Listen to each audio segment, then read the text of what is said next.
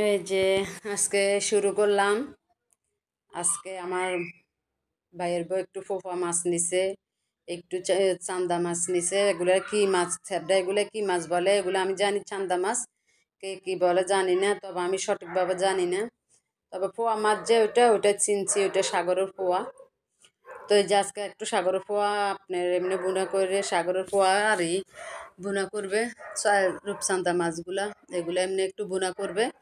আর যাই একটু ফল দিয়ে চিংড়ি মাছ দিয়ে রান্না করবো, আর একটু ইয়ে করবো। আর যে একটু ফোফা মাছ দিয়ে একটু পটল, এরপরে যা একটা আলু সিদ্ধ করে নিলাম, একটা মাছ ভাজি করে নিলাম।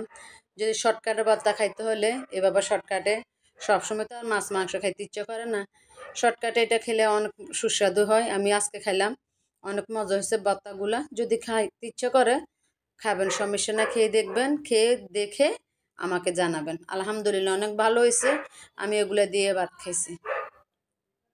তো আপনাদের সাথে একটা গল্প শেয়ার করি। মানুষের জীবনের গল্পের কোনো শেষ নেই, গল্প শুরু হতে দেরি নেই, আবার শেষ হইতেও দেরি নেই।